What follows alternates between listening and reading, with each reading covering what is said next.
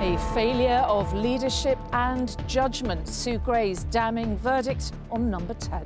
Her long-awaited report was shorter than originally planned, but no less explosive in its criticism of leaders that set the rules but didn't obey them. I want to say sorry. And I'm sorry for the things we simply didn't get right, and also sorry for the way that this matter has been handled. By routinely breaking the rules he set, the Prime Minister took us all for fools. He held people sacrificing contempt. He showed himself unfit for office. Condemnation too from the Tory backbenches. Either my right honourable friend had not read the rules, or didn't understand what they meant, and others around him, or they didn't think the rules applied to number 10. Which was it?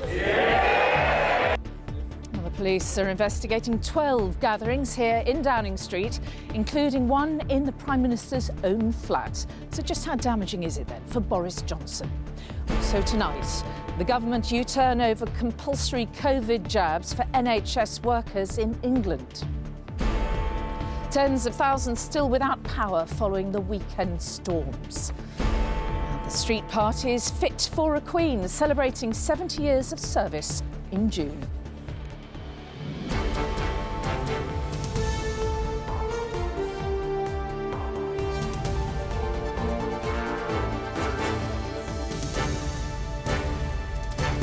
This is the ITV Evening News with Mary Nightingale in Downing Street. Well, good evening from Downing Street, where the Prime Minister's position is looking ever more vulnerable tonight after Sue Gray's report into parties held here during lockdown.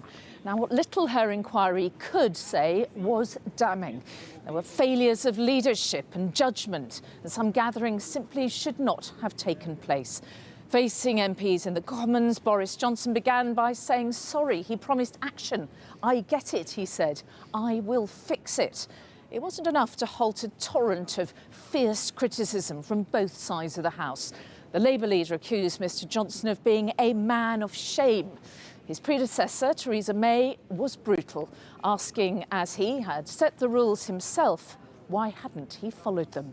Here's our UK editor Paul Brand on today's dramatic events. It is the privilege of a Prime Minister to live here, their job to lead here, and their duty never to lie here.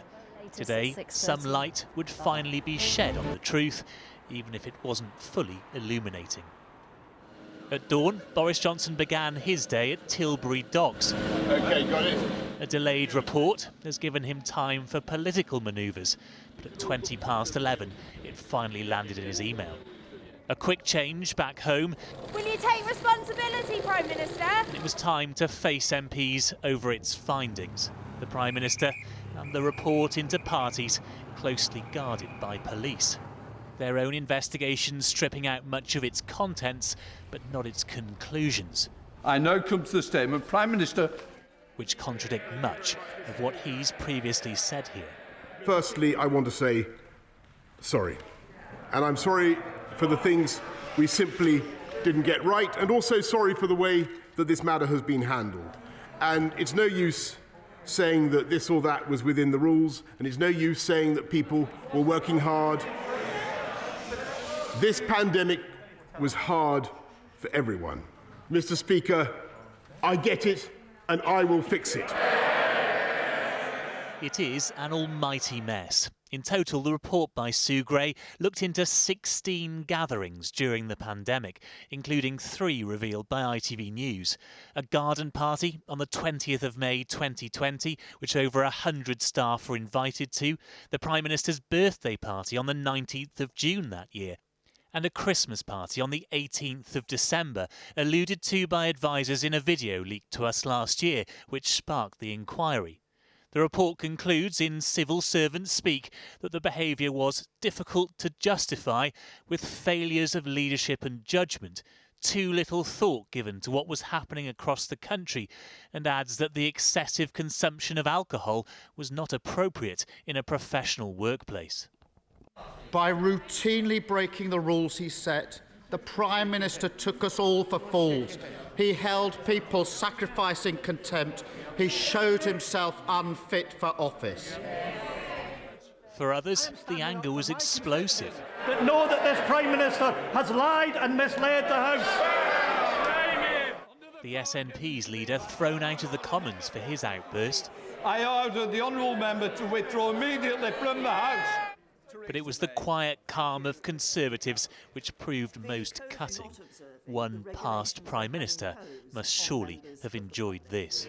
So either my right honourable friend had not read the rules, or didn't understand what they meant, and others around him, or they didn't think the rules applied to number 10. Which was it?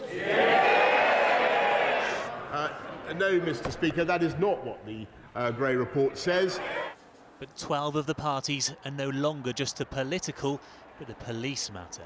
The Met's even investigating an alleged gathering in the Prime Minister's own flat on the night Dominic Cummings left number 10. We had a bundle of material provided to us just Friday, which is well over 500 of pieces of paper, about a ream and a half we received, and over 300 photographs. She was the matriarch of our family. Tina Andrew had 3 children, 10 grandchildren and 9 great-grandchildren. But these are the images they took on one of the days Downing Street partied. Fewer than half her family could attend her funeral. He needs to go. You were having the knees up while I was burying my mum. You broke the rules, the rest of us stuck by the rules, and we grieved. We grieved in silence. That's unforgivable. It is not the forgiveness of the public, but his party that the Prime Minister now needs tonight. Paul Brand, ITV News, Westminster. The Prime Minister struggled to address the criticism thrown at him today, some of the most stinging coming from within his own party. And it is his own MPs who'll ultimately decide whether or not he stays or goes. Well, here's our Deputy Political Editor, Newscaster, and what this could mean for the PM. At first, the Prime Minister was very clear. There was no party. But then... His fictional party was a business meeting. Anger from Tories. He's damaging the entire Conservative brand. And the public. Evening, Prime Minister! For now. Saying sorry. I want to apologise. And then this demand. In the name of God, go. Weeks of pressure that today the PM felt he could resist, but not everyone behind him agreed, including Aaron Bell, who said in May 2020 he attended his grandmother's funeral. I didn't hug my siblings, I didn't hug my parents. I gave a eulogy, and then afterwards I didn't even go to her house for a cup of tea. Does the Prime Minister think I'm a fool? And there was Tory anger outside Parliament too. 12 parties or events that are being investigated by the Metropolitan Police, one of which, of course, is in his own flat. I can't think of a single Prime Minister in my lifetime that would have received an updated report like that and wouldn't have had the honour to resign. Are you upset to see so many of your colleagues so angry about this? Actually, I thought there was, of course, a few that were very critical. The vast majority of MPs in the House of Commons are full square behind this Prime Minister. Do you think the PM got the tone right there? I think he did get the tone right. I think he was contrite.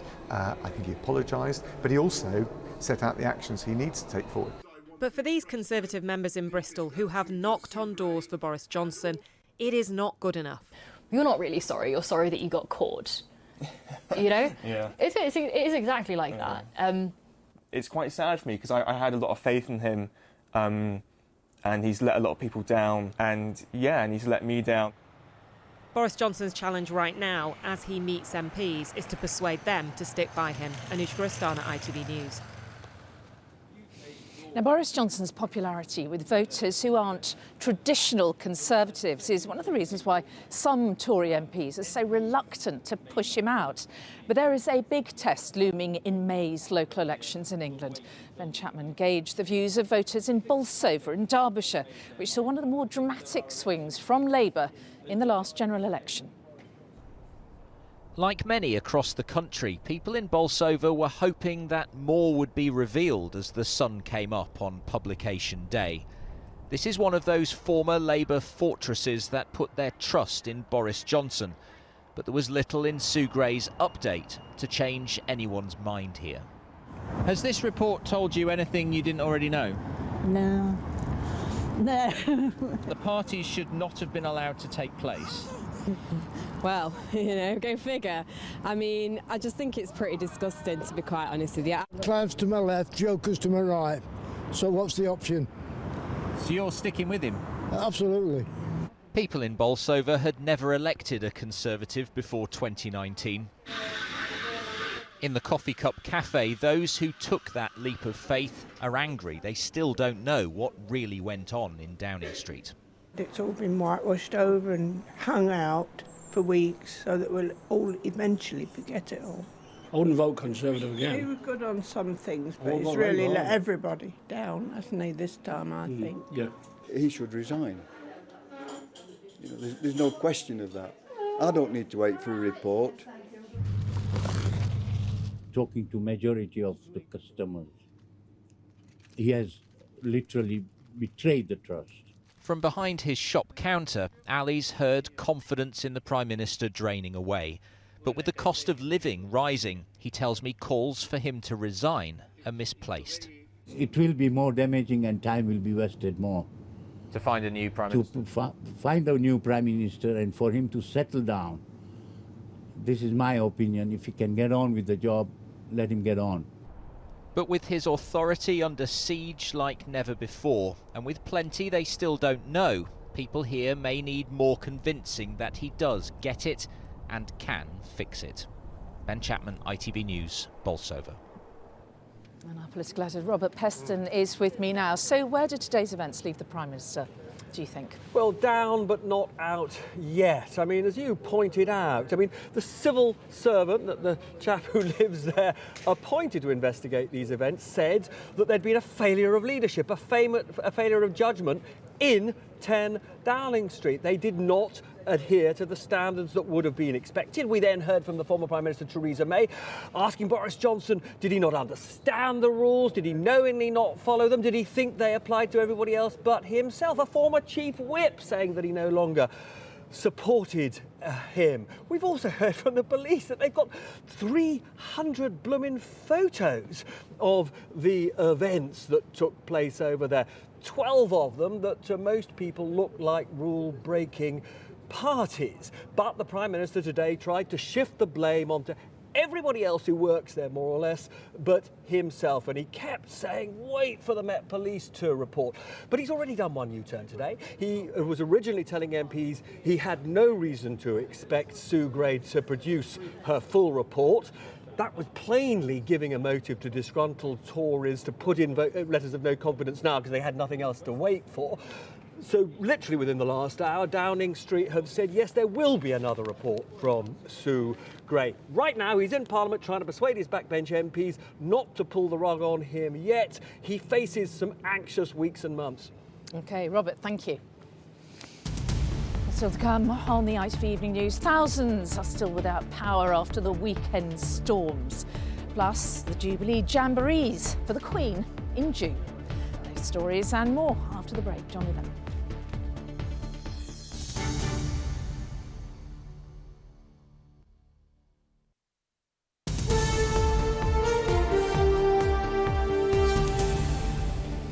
And welcome back to Downing Street. On the day the Prime Minister was accused of leadership failures by a report into parties held here during lockdown. And in the past few minutes, his Health Secretary has announced a U-turn to avoid a damaging confrontation with NHS workers in England. Sanjay Javid said the government is looking to halt plans for mandatory vaccinations for frontline staff. As our health editor Emily Morgan reports, some NHS workers just wanted to be given a choice. So you're not going to be happy with bunk bed anymore? Tamara was facing the biggest dilemma of her life. Get vaccinated by Thursday or lose her job as a midwife. But that dilemma has just gone away. Today I felt like at work there was a much more better morale in the office. She's had COVID twice and doesn't agree with being forced into having a vaccine. Nearly half her immediate colleagues feel the same. It was all a question of us thinking and pondering the thoughts and the science. So whether someone was going to get it or not, I felt they felt like That's not a choice anymore, and that's really a fundamental principle of our profession. I do feel like my mental health was suffering a little bit for that. There was a lot of stress, anxiety. With an estimated 77,000 NHS workers still not vaccinated, the Health Secretary's been under pressure to rethink the policy or lose thousands of critical staff. Today, he said Omicron had changed things. I believe that it is no longer proportionate to require vaccination as a condition of deployment through statute. So, Madam Deputy Speaker, today I am announcing that we will launch a consultation on ending vaccination as a condition of deployment in health and all social care settings. Around 40,000 lost their jobs in the care sector in November when they were told they had to get the vaccine. That's the hardest thing you've ever had to do. That's it.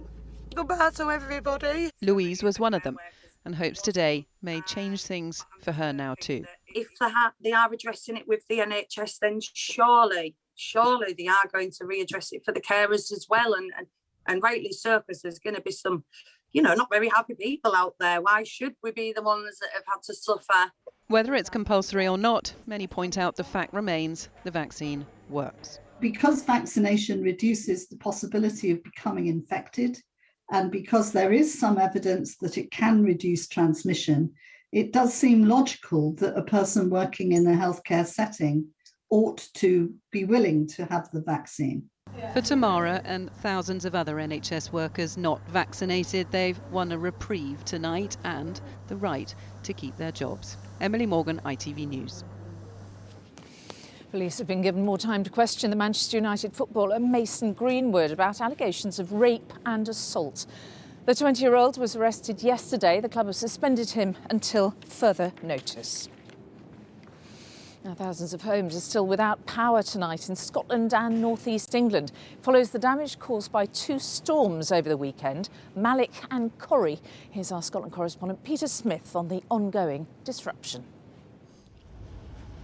Scotland has been battered by not one, but two storms this weekend. Mate, he's went straight through the barrier.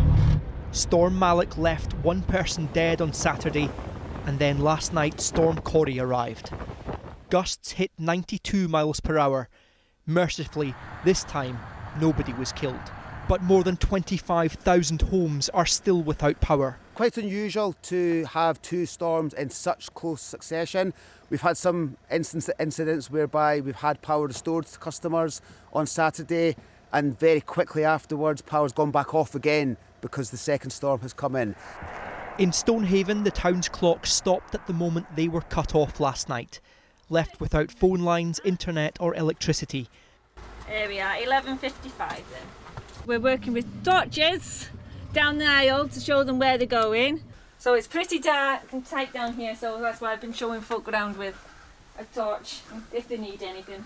This is all we have left of our candles today. Gold dust today. And that's not just for light, some people are completely without heat. Yes, completely without heat, and they're just managing with what they have. That's the situation Hazel's been through with her two children.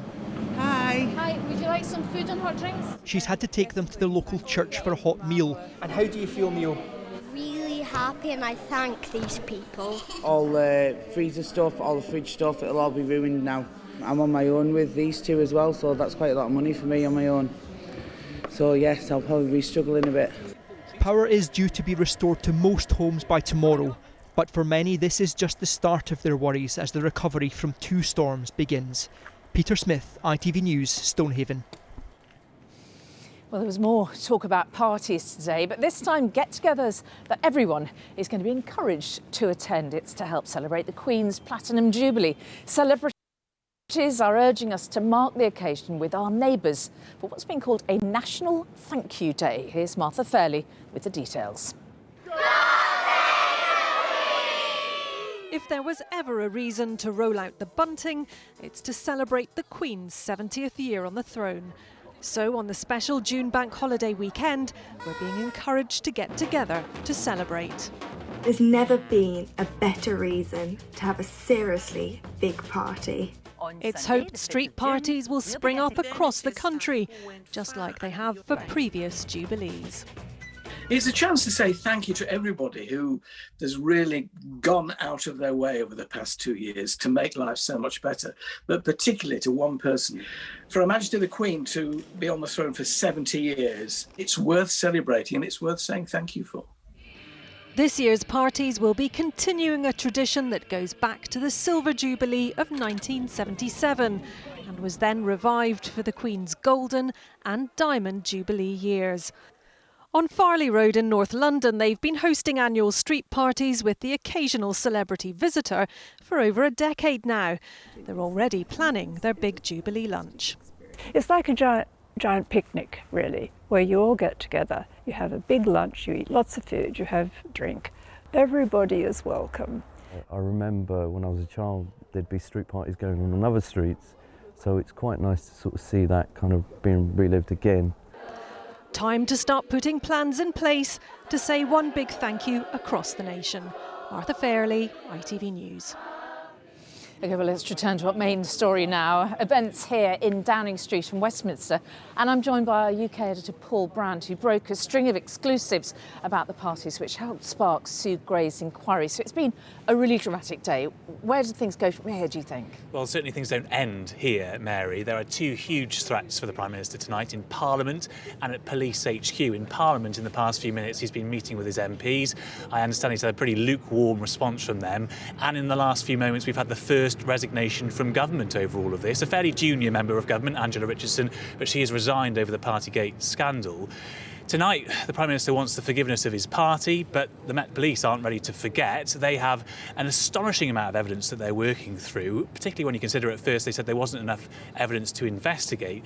That is likely to take weeks. That drags on this whole sorry saga, unless, of course, Conservative MPs decide that they would like to end it. All right, and then what happens? Well, then there would be a leadership contest, potentially, or a vote of no confidence first in the Prime Minister, which, of course, then could lead to a leadership contest, and who knows who could be the next Prime Minister. All right, Paul Brand, thank you very much indeed.